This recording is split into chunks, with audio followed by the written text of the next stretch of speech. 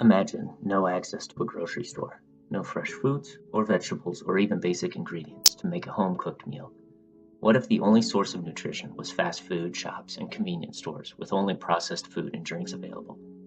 This alarming situation is a reality for roughly 23.5 million Americans every day.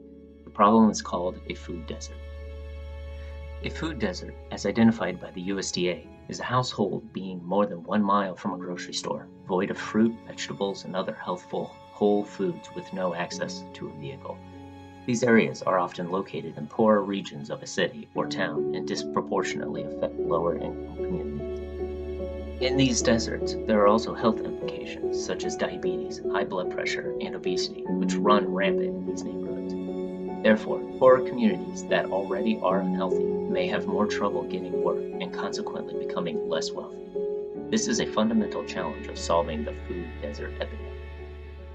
Thesis: how can architecture provide a positive impact on low-income neighborhoods affected by a food desert and a socioeconomic divide? I ask these questions to research deeper into the food desert epidemic. Can architecture incorporate urban agriculture and function into its designs? The basic need of all developed and developing countries is access to food.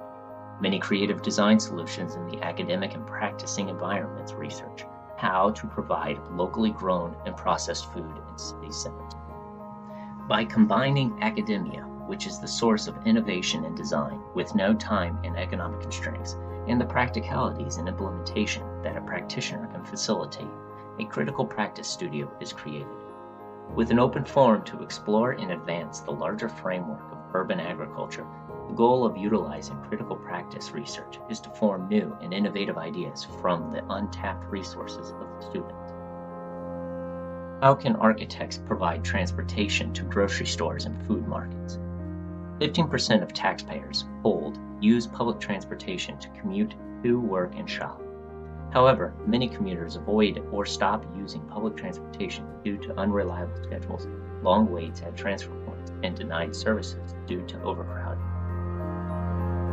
Architects and designers must use technical research to identify the inefficiencies in public transportation and how that data can be applied to providing a better and more beneficial commute.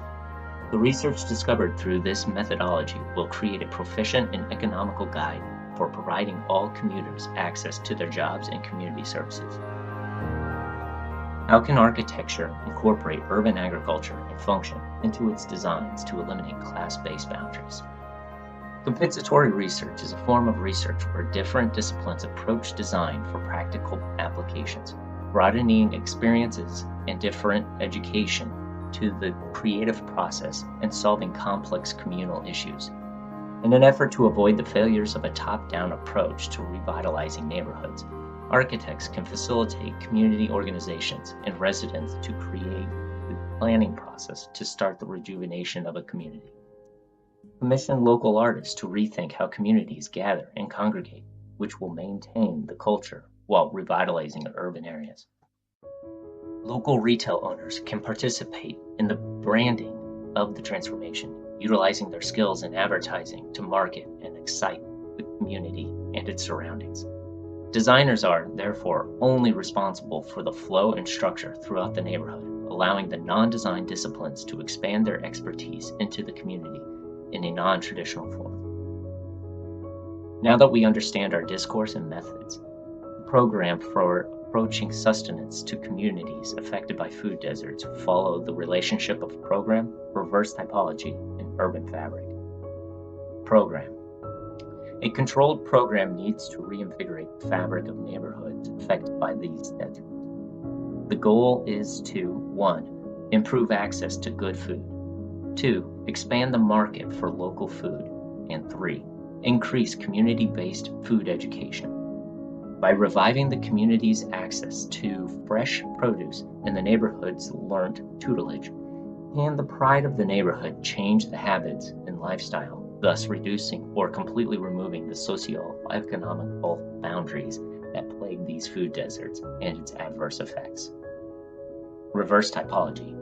In quantifying what causes a food desert to happen, the social typology of the community's demographics directly affect what and where successful retail and commercial businesses are located. There is a need to analyze what is failing in these deserts and how does reversing its typology benefit a community.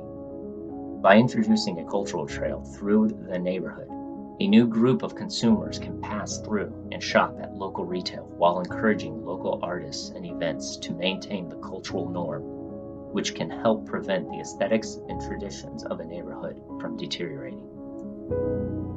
By educating newcomers of the customs of the community and encouraging them to embrace these conventions, they are building connections to the people within a specific place.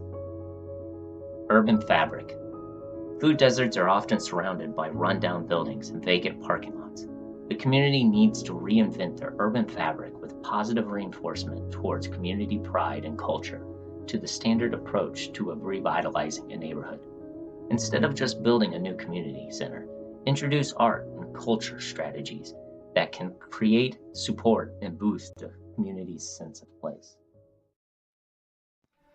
Case study. Food deserts in Indianapolis were ranked worst in the nation in 2014. Residents on average travel 3 to 6 miles to get to the nearest grocery store.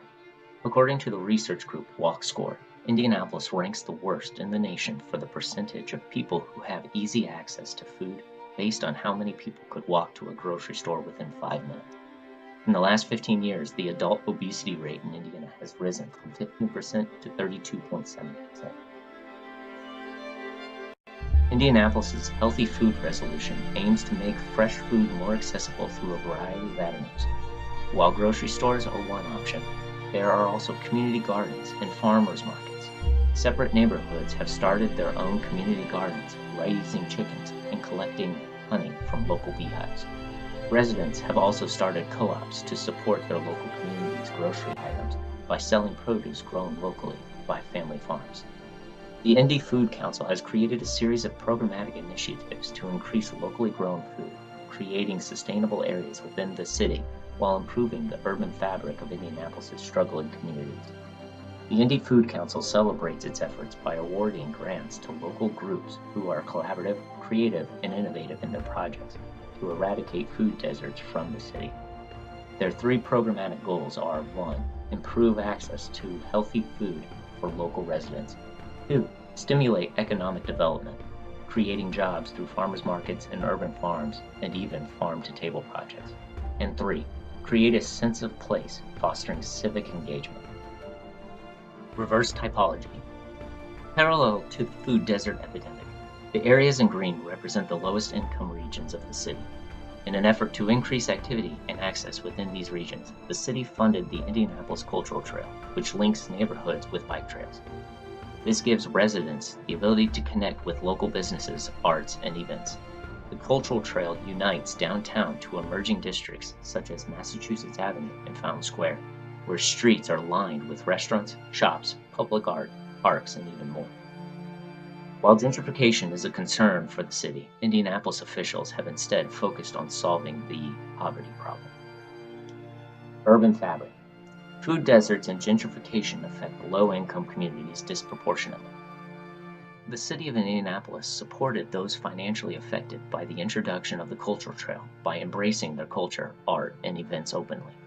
Groups like Big Car and Circle City Industrial Complex have created low-rent incentives to keep local artists, chefs, and musicians creating by building artist incubator spaces. These low-rent studio spaces provide artists a place to create and explore, while tenants and business owners below use their products to educate and advertise about the community and their authenticity. Art, culture, food, and music enriches the human experience and is an essential part of the community. Therefore, existing neighborhood developments need to be preserved through all of the evolutions of a city.